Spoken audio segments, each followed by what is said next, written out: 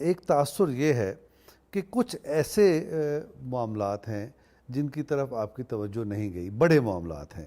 مثال کے طور پہ بڑا معاملہ کیا ہے؟ انسانی حقوق کا. تو انسانی حقوق کی ہمارے ہاں پامالی کا سلسلہ بہت زیادہ، بہت وسیع، اور اس کے کئی پہلو ہیں.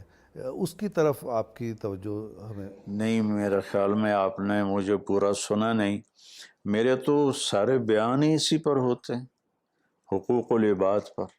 میرے تو پچھلے 30 سال سے بیان سارے اسی پر ہیں کہ میں نے سوسائٹی میں انسانیت کو ابھارنے کی کوشش کی ہے، انسانی حقوق کو اجاگر کیا ہے. اس کو تو میں نے تسلیم کیا ہے، جو آپ فرما رہے ہیں میں نے اسے تسلیم کیا ہے، لیکن اس سوسائٹی میں لوگ لاپتہ ہو جاتے ہیں.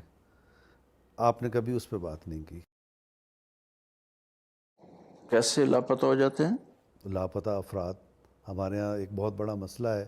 عدالتوں میں کیس چلتے ہیں، لوگ جلوس نکالتے ہیں، مظاہرے کرتے ہیں. دیکھیں، میرے ذمہ ہے دعوت دینا، آگے اس کی امپلیمنٹیشن تو میرے نہ ہاتھ میں ہے نہ میرے ذمہ ہے.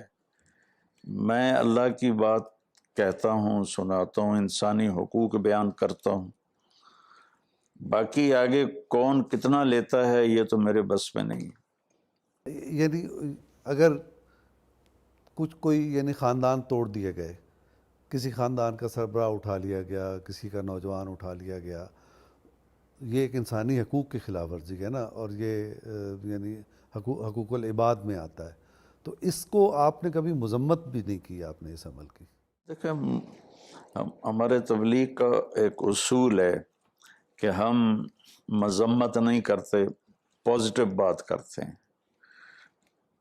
نیگیٹو بات نہیں کرتے، کسی کو برا نہیں کہتے، اچھائی کو بیان کرتے ہیں. اچھائی کو اتنا بیان کریں کہ برائی اس میں دب جائے. اچھا، میں نے آپ کو ایک مسئلے کی طرف توجہ مبذول کرائی، یہ جو لاپتہ افراد ہیں.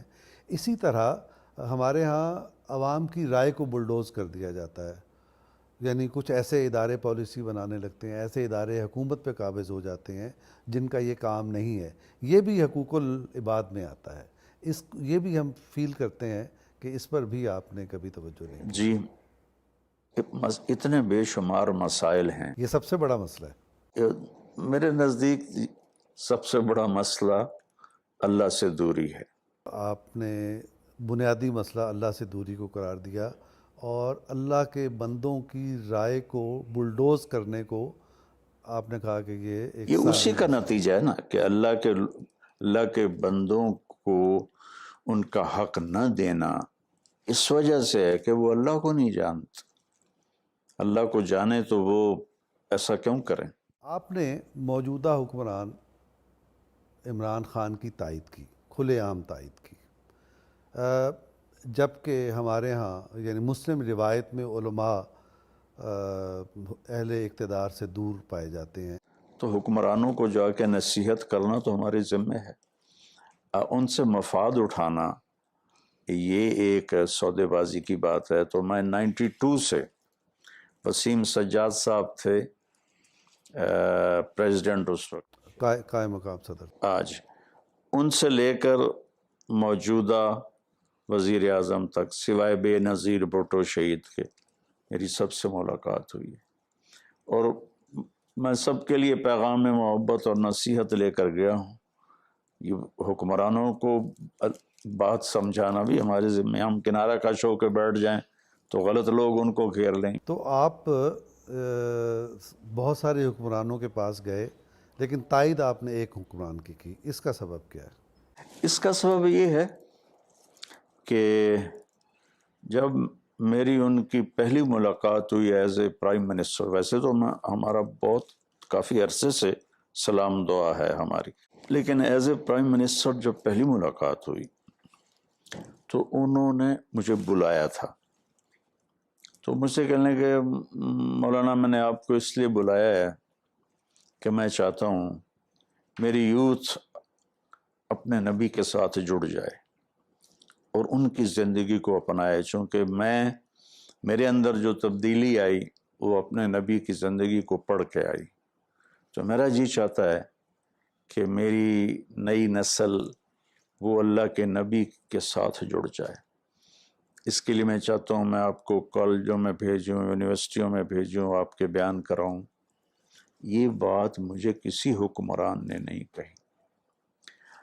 اگر وہ اس میں کامیاب ہوتے ہیں یا نہیں ہوتے وہ ایک الگ ایشو ہے، لیکن اس بندے کی سوچ سے میں بہت متاثر ہوا. نے فرمایا کہ عمران نے کہا کہ میری زندگی بدل گئی حضور صلی اللہ علیہ وسلم کی زندگی کا مطالعہ کر کے، سیرت کو پڑھ کے.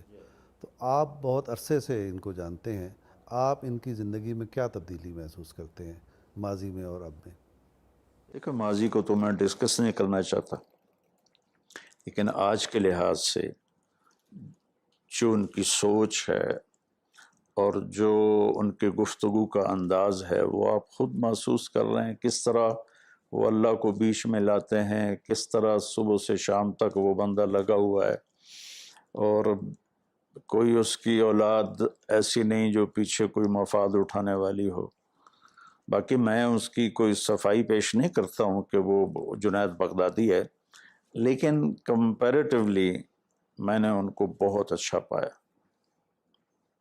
آپ کا ایک سٹیٹمنٹ تھا کہ یہ پہلا حکمران ہے جس نے ریاست مدینہ کے احیاء کی بات کی، میں اس لیے ان کی تائید کرتا ہوں، آپ نے یہ فرمایا تھا.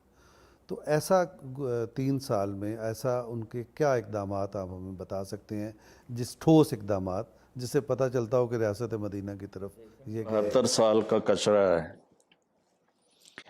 اور ان کے پاس ٹیم بھی مضبوط کوئی نہیں ہے، تو وہ اکیلا اپنی جان سے لڑ رہا ہے، تو اتنی جلدی تو تبدیلی نظر نہیں آ سکتی. میں تو کوئی اقدامات پوچھے ہیں، تبدیلی نہیں پوچھی ہیں. وہ میں اس کے ساتھ تو رہتا نہیں ہوں کہ اس نے کیا اقدامات کیے. صرف بیانات ہیں، میرا تو صرف اس سے ایک ملاقات کا سلسلہ ہے. Face value. جی، باقی وہ کیا کر رہا ہے کیا نہیں کر رہا ہے یہ تو جو ساتھ رہتے ہیں ان کو پتہ ہوگا. آپ کے ہاں آپ کی جو گفتگویں ہیں ان میں خواتین کے حقوق پر آپ نے بہت زور دیا، اور خاص طور پہ جو وراثت کا ہمارے ہاں مسئلہ ہے کہ انہیں محروم کرنے کے لیے مختلف ہیلے بہانے اختیار کیے جاتے ہیں. لیکن اس کے ساتھ ہی یہ محسوس کیا گیا کہ ہمارے ہاں ان کی وراثت کو روکنے کے علاوہ بھی خواتین پر مظالم کے بہت سارے طریقے ہیں. مثلا ایک تازہ واقعہ نور مقدم کیس ہے اسلام آباد میں، اس بری طرح ایک نوجوان لڑکی کو ذبح کر دیا گیا. کس کو؟ نور مقدم نام کی ایک لڑکی کا گلا کاٹ کے الگ پھینک دیا گیا. اور ہمارے یہاں ایسے بے شمار واقعات ہوتے رہتے ہیں. ایسے واقعات پر آپ کی توجہ؟ نہیں، میں تو صرف وراثت کی بات تو نہیں کرتا ہوں، تو میں تو پوری لائف کو ڈسکس کرتا ہوں. لیکن وہ چیزیں جو معاشرے کو ہلا دیتی ہیں، جیسے یہ تازہ واقعہ ہے، اس کے علاوہ بھی ابھی حیدرآباد میں ایک قتل ہوا ہے، ایک راولپنڈی میں ایک واقعہ ہوا ہے، بے شمار واقعات ہیں. یا جیسے سوات میں ایک خاتون کو کوڑے لگائے گئے تھے، آپ کو یاد ہوگا. تو ایسے ہی ڈرامہ تھا، فیک تھا وہ. تو ایسے موضوعات آپ نے زیر بحث نہیں لائے آپ؟ دیکھیں میں کلی چیزوں پر بات کرتا ہوں، فلاں جگہ یہ واقعہ ہوا، فلاں جگہ یہ واقعہ ہوا، میں ان چیزوں پہ بات نہیں کرتا ہوں. آپ کے بارے میں ایک تاثر یہ ہے کہ آپ کا فوکس اداکارائیں اور اس قسم کے لوگ ہوتے ہیں، لیکن آپ کا کوئی ایکٹیو تعلق عام آدمی سے اس طرح سے نہیں نظر آتا. بات یہ ہے کہ آپ کا کیمرہ کوریج دیتا ہے جب میں ایسے لوگوں کو ملتا ہوں، اور جب میں ایسے غریب آدمیوں سے ملتا ہوں تو کون سا کیمرہ آئے گا اس کو کوریج دینے کے لیے. اب آپ نے بھی ایک برانڈ متعارف کرایا جو اگر انٹلیکچولی دیکھا جائے تو یہ عمل سرمایہ داری نظام کی تائید کے صورت میں ہمیں نظر آتا ہے. لیکن ایک مغربی تصور دولت کے حصول کا ہے، اس کو آپ نے اختیار کیا. اور یہ جو برانڈ سسٹم اور جس آرگنائز طریقے سے آپ آئے ہیں، یا اس سے پہلے آپ سے پہلے لوگ آئے ہیں، یہ ویسٹرنائز طریقہ ہے. یہ جو شروع کیا ہے نا، میں کوئی 10-12 مدرسے چلا رہا ہوں، اور ہمارے یہاں مدارس کا نظام ہے چندہ ہم مانگتے ہیں. جب یہ کورونا آیا اور لوگوں کے مالی حالات بہت خراب ہو گئے، تو میں نے پھر اپنی ٹیم سے کہا کہ بھائی دیکھو، میں اب چندہ نہیں مانگوں گا. اگر آپ کے پاس ڈونیشن آ رہا ہے اب چلاؤ مدرسہ، نہیں آ رہا بند کر دو۔ لیکن اس حال میں میں کسی سے کہوں کہ بھائی مدرسے کے لیے پیسے دو، یہ میرا ضمیر گوارا نہیں کرتا ہے۔ تو اس پر پھر یہ مشورہ ہوا کہ پھر ایسا کیا جائے کہ کوئی مدرسے کا سورس ایسا بنا دیا جائے مستقل ہو، تاکہ ہم رہیں یا نہ رہیں وہ چلتا رہے۔